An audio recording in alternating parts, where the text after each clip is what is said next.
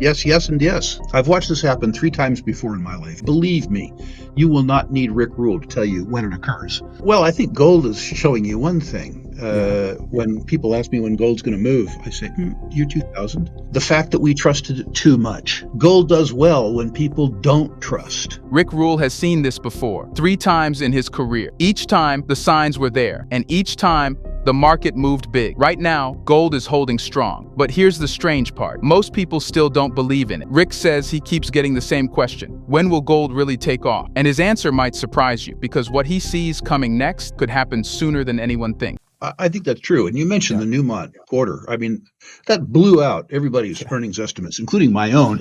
Yeah. And frankly, it blew out Newmont's own Yeah. estimates. What Newmont did, and we talked about this, Jeremy, you and I, a year ago. Mhm. Newmont had prior to this quarter 8 bad quarters in terms of sustaining cost performance. What Newmont did is they sold off virtually all of their second tier assets. By the way, raising almost $5 billion in the process. Mm. But the other thing they did is free up management time and attention and sustaining capital to focus on their tier one projects. And the operating cost performance was absolutely spectacular. In addition to that, they added almost $5 billion in cash to the balance sheet. Yeah. They can deploy some of this for sustaining capital, but they can also give some back to shareholders, which they've elected to do. They've decided that they're going to buy in stock, returning cash to shareholders by reducing the float. Spectacular result, Yeah. and that has that's the wealth has been spread around. Mhm. With people like Dakota, the market is looking at the Barracks of the world, at the Newmonts of the world, and saying, what are they going to do with all this money? What are they going to do with all this high share price? How are they going to maintain their growth? Maybe they're going to buy something like Dakota.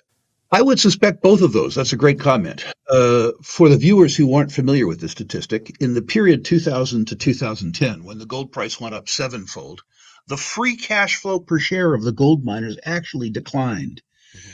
It was a decade of ridiculous malinvestment of capital. The management teams that presided over that dismal performance, pardon me, have been thanked and excused. But the institutional investors and the management teams themselves have kept the mining companies on a very tight leash with regards to capital deployment.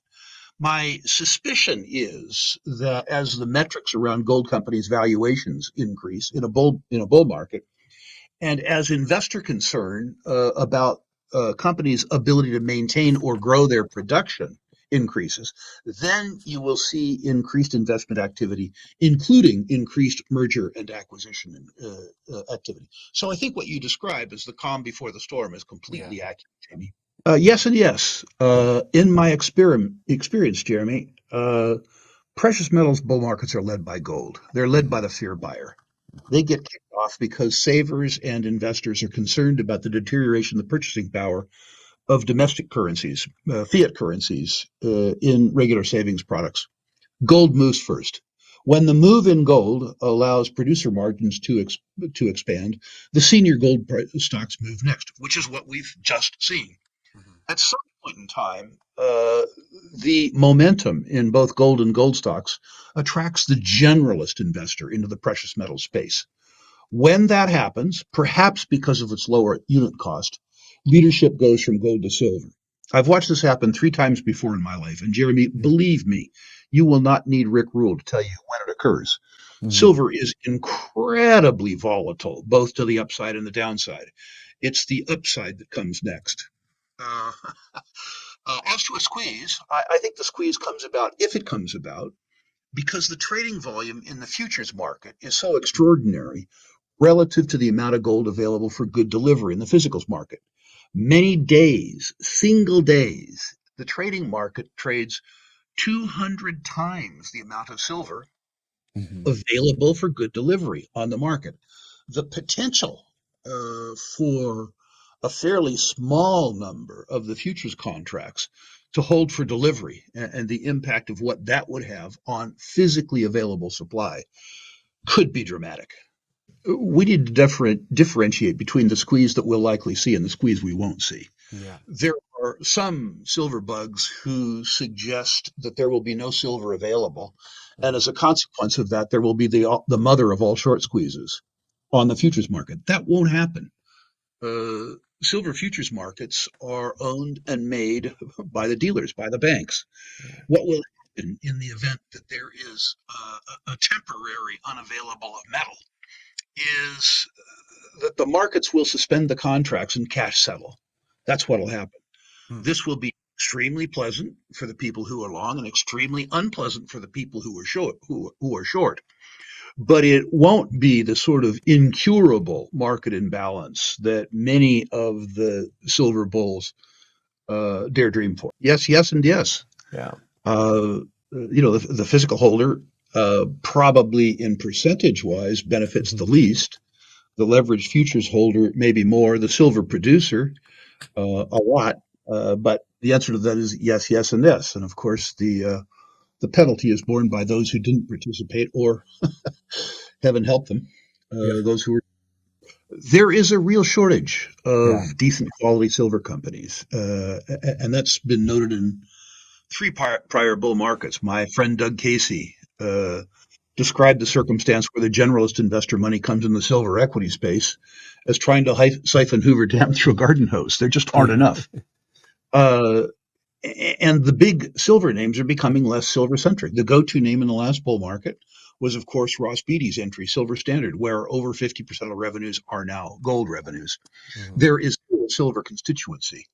For those people who would like equity vehicles that are very responsive to the silver price, traditionally those include core mining, Hecla, and First Majestic Silver. For people who want really high quality silver names that are maybe less correlated to the silver market, one likely needs to look south of the border. One looks to Fresnillo, uh, one looks to Peñoles, Mhm. one looks to Buenaventura. Among the juniors, we had a great list at the conference. We had Aya Gold and Silver, a great small producer. We had Visla Silver. We had Abra Silver. Very, very, very small, but list of very high quality discoveries. I think we had a bubble in trust. Yeah. I think the period 1982 to 2022, the most benign economic climate in the history of man, Mm. led to too much trust in government, too much trust into big institutions. We're coming to see now with debt and deficits, with exploding bureaucracies, with declining services, the fact that we trusted it too much. Gold does well when people don't trust, when they don't trust the efficacy of investments in fiat currency denominated savings products.